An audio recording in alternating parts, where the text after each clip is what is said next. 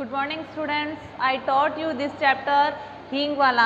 मैंने आपको ये चैप्टर रीड करवाया था और वो भी मैंने आपको हाफ रीड करवाया था, जिसमें सुभद्रा कुमारी चौहान क्या बताती है कि जैसे कुछ लोग बुरे होते हैं तो कुछ लोग अच्छे भी होते हैं। सभी अलग अलग धर्मों के लोगों का नेचर होता है, वो अलग अलग होता है, लेकिन सभी जो लोग होते हैं वो बुरे नहीं होते, उनमें कुछ लोग अच्छे भी होते हैं। तो मैंने इसमें आपको एक खान की स्टोरी बताई थी कि जिस खान को जो बच्चे गलत समझते हैं वो किस तरह से उन बच्चों की मदद करता है और फिर उसको अपना समझने लगते हैं। मैंने आपको हाफ चैप्टर रीड करवाया था, तो अब पेज नंबर 30 पे देखो। पेज नंबर 30 सब सेकंड पैराग्राफ। सावित्री ने बताया, यहाँ तो बहुत जोर का दंगा हुआ था। खान बोला, खान भी सुना, समझ नहीं है लड़ने वालों में। सावित्री ने पूछा, खान दंगे की खबर सुनकर भी तुम हमारे घर चले आए, तुम्हें डर नहीं लगा? मतलब कि सावित्री उस वक्त उसको क्यों कहती है, क्योंकि शहर में दंगा हो चुका था, तो उसने सोचा कि कहीं खान दंगे में मर तो नहीं गए हैं, वो हींग बेचने के लिए क्यों नहीं आया। फिर सावित्री सोचती है कि चलो मर गया तो मर गया, मैं किसी और से हींग ले लूँगी, लेकिन फिर भी वो उसको याद करती रहती है। तो एक दिन जब वह बाहर चबूतरे पे बैठ के चावल बीन रही होती है, उस वक्त उसे बाहर किसी की आवाज़ सुनाई देती है, जिसको उसका पति बहुत बुरी तरीके से डांट रहा होता है कि अंदर नहीं जाना। तब सावित्री को पता चलता है कि हाँ, बाहर खान ही आया है, और वो उसके पास भाग कर जाती है और पूछती है कि शहर में इतना दंगा हो रहा था, तुम फिर भी यहाँ हींग बेचने के लिए आ गए, तुम्हें डर नहीं लगता? तब वो क्या बोलता है कि नहीं, वो दोनों कानों पे हाथ रखते हुए जोर से बोलता है कि ऐसी बात मत कहो अम्मा, मैं तो आपका बेटा हूँ। एक बेटे को भी क्या किसी से डर हुआ है? जो मुझे होगा, मतलब मुझे कुछ नहीं होगा, क्योंकि आपका आशीर्वाद यानी कि मेरी माँ का आशीर्वाद हमेशा मेरे साथ है, तो मुझे इस दंगों का कोई भी डर नहीं है। इसके बाद उसने अपना डिब्बा खोला और हींग तोलकर सावित्री को दे दी। ठीक है, खुले पैसे दोनों में से किसी के पास भी नहीं थे। खान पैसा फिर आकर ले जाएगा, मतलब कि दोनों के पास भी खुले पैसे नहीं थे, तो खान ने क्या कहा कि मैं आपसे पैसे बाद में ले लूँगा। कहता हुआ खान सावित्री को सलाम करके और वहाँ से चला गया। दशहरा हिंदुओं का बड़ा त्यौहार होता है। होली पर दंगा हो चुका था, अभी किसी प्रकार के दंगे की आशंका न थी। मतलब जो दशहरा हम मनाते हैं वो हमारे लिए बहुत बड़ा त्यौहार होता है, तो उससे पहले होली पर दंगा हो चुका था, तो उस वक्त ये सिचुएशन थी कि हाँ, होली पे दंगा हो गया है, अब वापस दंगा नहीं होगा। शहर में कोई भी दंगे की शंका नहीं थी, शहर में सब जगह शांति थी। हिंदू होली न जला सके, मतलब कि होली को दंगा होने की वजह से होली को वो इतनी अच्छी तरीके से नहीं मना सके, जिस वजह से वो दशहरे को और भी अलग तरीके से, अलग उत्साह के साथ मनाने की तैयारी में लगे हुए थे। शाम के 4 बजे काली का जुलूस निकलने वाला था। मतलब वहाँ पर क्या होता है, दशहरे के दिन काली का जुलूस निकलता है, तो वो वहाँ पर 4 बजे निकलने वाला था। सावित्री के बच्चों ने कहा कि हम भी काली का जुलूस देखने के लिए जाएंगे। सावित्री के बच्चों ने अपनी माँ से क्या कहा कि हमें भी काली का जुलूस देखने के लिए जाना है। सावित्री स्वभाव से ही भीरू थी, मतलब वह बहुत ज़्यादा डरपोक थी और वह बच्चों को अकेला नहीं भेजना चाहती थी। उसने बच्चों को पैसों का लालच दिया, खिलौनों का लालच दिया और सिनेमा का लालच दिया, पर बच्चे नहीं माने। नौकर शामू स्वयं जुलूस देखने का बहुत उत्सुक था। मतलब सावित्री के घर में एक नौकर था जिसका नाम शामू था, वो भी जुलूस देखने के लिए जाने के लिए बहुत ज़्यादा उत्सुक था। उसने कहा, भेज दो ना माँ जी, मैं अभी दिखाकर लिए आता हूँ। मतलब वो बच्चे माँ से इतनी जिद कर रहे थे, लेकिन माँ उन्हें नहीं भेजना चाहती थी। तब शामू ने कहा कि माँ जी भेज दो, मैं इन्हें अभी दिखाकर ले आऊँगा। मोहल्ले के कुछ और लोग भी गए थे और शामू ने कई और लोगों के नाम भी उन्हें गिना दिए थे। तब विवश होकर सावित्री की इच्छा न होते हुए भी बच्चों को वहाँ भेजना ही पड़ा। मतलब उसकी इच्छा नहीं थी, लेकिन शामू की जिद करने पर उन्हें अपने दोनों बच्चों को भेजना पड़ा। एक बच्चा सावित्री के पास ही था जो कि बहुत ज़्यादा छोटा था। बच्चे तो खुशी खुशी जुलूस देखने के लिए चले गए। इधर सावित्री के प्राण जैसे मुरझा से गए हो। अब घर में भी वह और उसका साल भर का गोदी का बच्चा था। मतलब उस भेज तो दिया था उनको, लेकिन फिर भी वह डरी हुई थी कि कहीं कुछ हो ना जाए। बच्चे को भेजने के साथ ही सावित्री उनके लौटने की प्रतीक्षा भी करने लगी। उनको भेज तो दिया, लेकिन वो इंतज़ार कर रही थी कि कब मेरे बच्चे वापस आएंगे। कभी वो घर के अंदर जाती, कभी वो घर से बाहर आती, फिर वो वापस अंदर चली जाती और फिर वो वापस बाहर आती। ऐसे करके दिन ढल चुका था, अंधेरा भी बढ़ने लगा था, लेकिन सावित्री के बच्चे नहीं लौटे थे। अब सावित्री को न तो भीतर चैन मिल रहा था और ना ही बाहर, ना तो उसे अंदर आराम मिल रहा था, ना ही बाहर। वो एक बार बाहर आती और एक बार अंदर चली जाती थी।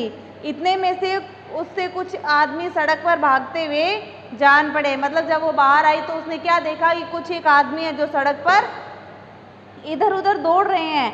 फिर उसने क्या किया, वह दौड़कर बाहर आई और उन आदमियों से पूछा कि आप लोग ऐसे क्यों भाग रहे हो। तब काली का जुलूस तो निकल गया ना।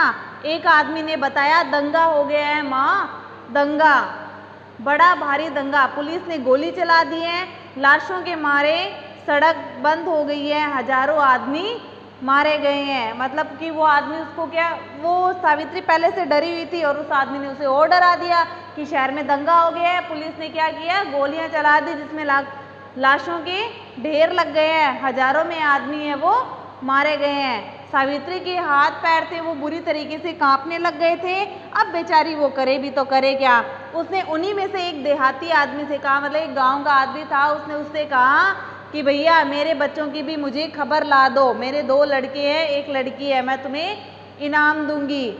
उस देहाती आदमी ने उसे क्या जवाब दिया, कहा हम तुम्हार बचपन का पहचानत है माँ जी, मतलब कि क्या मैं तुम्हारे बचपन का जाना पहचाना हूँ क्या, जो आप मुझे वहाँ जाने के लिए भेज रहे हो। मुझे मेरी जान से प्यारा कुछ भी नहीं है, मैं वहाँ पर नहीं जाने वाला। इतनी गोली चल रही है, घोड़ा दौड़त है, को मरने को जाने, मतलब कि वहाँ पर इतनी गोलियाँ चल रही है, घोड़े वगैरह दौड़ रहे हैं, तो मैं वहाँ पर क्यों जाऊँ, मुझे मरना नहीं है। इनाम देवे चाहे खजाना उलट देवे न जाए, मतलब कि तुम चाहे मुझे इनाम दो, चाहे तुम तुम्हारा पूरा खजाना मुझे दे दो, लेकिन मैं वहाँ पर अपनी जान को जोखिम में डालने के लिए नहीं जाने वाला। सावित्री सोचने लगी, सच तो है, इतनी भीड़ में भला देहाती मेरे बच्चों को खोजता भी कैसे, मतलब कि ये बात तो सच है, भला यह आदमी मेरे बच्चों को खोजने के लिए क्यों जाएगा।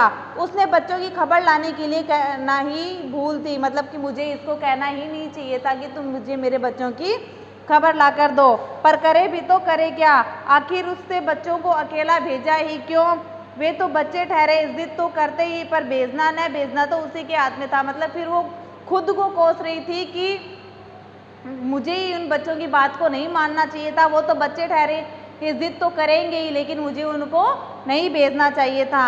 अगर वह न भेजती तो क्या बच्चे ज़बरदस्ती चले जाते। वो खुद से कहती है कि अगर मैं नहीं भेजती मेरे बच्चों को तो उनकी इतनी हिम्मत नहीं होती कि वो खुद चले जाते। और वह शामू जब देखो अपनी टांग अड़ा देता है, मतलब कि फिर वो शामू को कोसती है कि अब वो शामू देखो जब देखो बीच बीच में जिद करता रहता है, जिसके कारण मुझे मजबूरन भेजना ही पड़ता है। अभी दिखा कर लाता हूँ माँ जी, और उसका अभी तक हुआ ही नहीं है। शामू ने क्या कहा था कि मैं इनको अभी दिखा कर ले आता हूँ, लेकिन वो सावित्री क्या बोलती है कि उस शामू का तो अभी तक नहीं हुआ है।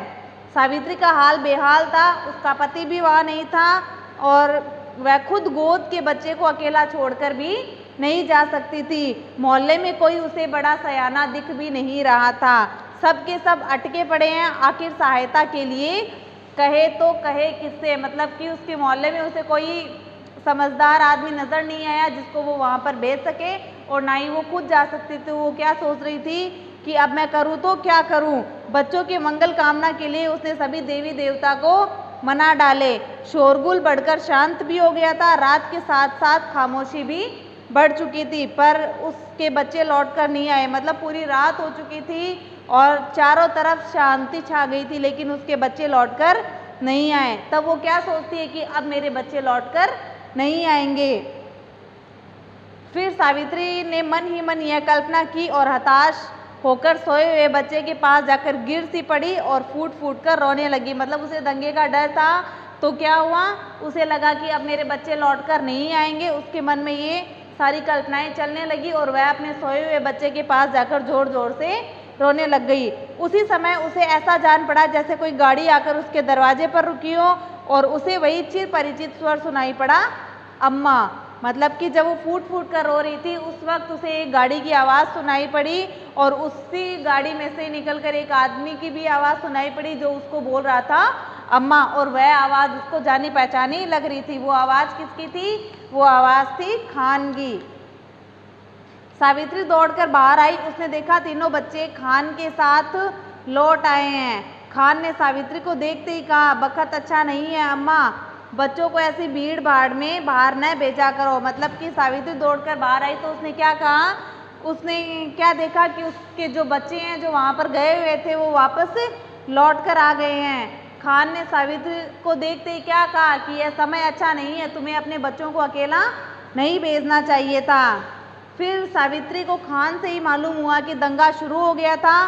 पुलिस को फायर भी करना पड़ा और दंगे के दौरान कोई मरा तो नहीं, लेकिन कुछ लोग थे वो घायल हो चुके थे। वे भी पुलिस की गोली से नहीं बल्कि जो लोग एक दूसरे पर पत्थर फेंक रहे थे उसकी वजह से घायल हो चुके थे। लेकिन अब सब जगह शांति है। बच्चे थे वो सावित्री से लिपट गए और उसमें से छोटे बच्चे ने कहा, अम्मा खान बहुत अच्छा है। मतलब कि जो बच्चे उस खान को इतना बुरा भला कहते थे, आज जब खान ने उनकी जान बचा ली तो वो बच्चे क्या बोलते हैं कि अम्मा खान है वो बहुत अच्छा है। दंगा होते ही शामू तो हमें छोड़कर भाग गया। मतलब कि जिस व्यक्ति को हम इतना अच्छा इंसान मानते थे, शामू को जो उनके घर में काम करता था, मतलब कि हम उनको इतना अच्छा मानते थे, उसने तो मुसीबत में हमारी सहायता नहीं की और दंगा शुरू होते ही वहाँ से भाग खड़ा हुआ। लेकिन इसी खान ने हमारी जान बचाई है। अगर यह वहाँ नहीं होता तो शायद आज हम भी यहाँ पर नहीं होते। सावित्री ने पूछा, अच्छा अब तो खान से ही हींग लेने दोगे ना? मतलब कि फिर सावित्री ने उन बच्चों से हंसी मजाक में क्या कहा कि अच्छा ठीक है, अब तो अगर मुझे खान से हींग लेने दोगे ना, तुम्हें बुरा तो नहीं लगेगा ना? तब बच्चों ने एक ही स्वर में कहा, हाँ हाँ माँ ज़रूर लेने देंगे, खान तो हमारा दोस्त है। फिर वो सारे हंसने लग गए। तब खान ने क्या कहा, नहीं नहीं दोस्त नहीं, हम तुम्हारा भाई है। भाई मतलब कि मैं तो तुम्हारा भाई हूँ, मैं तुम्हारा दोस्त नहीं हूँ। और फिर उन सब में खुशी की लहर दौड़ आई। ठीक है, मतलब इस लेसन से हमें ये शिक्षा मिलती है कि हम जिस लोगों को गलत समझते हैं वो गलत नहीं होते। हमें बिना किसी को जाने हमें किसी को जज नहीं करना चाहिए। पहले हमें उनकी जान पहचान करनी चाहिए, फिर उसी के बाद में हमें उसको जज करना चाहिए कि वो कैसा इंसान है और कैसा नहीं है। ओके, मैंने आपको चैप्टर रीड करवा दिए हैं। अब आप इस चैप्टर के न्यू वर्ड्स है वो नोटबुक में कर लेना और मैं आपको क्वेश्चन आंसर की फ़ोटो सेंड कर दूंगी। Thank you.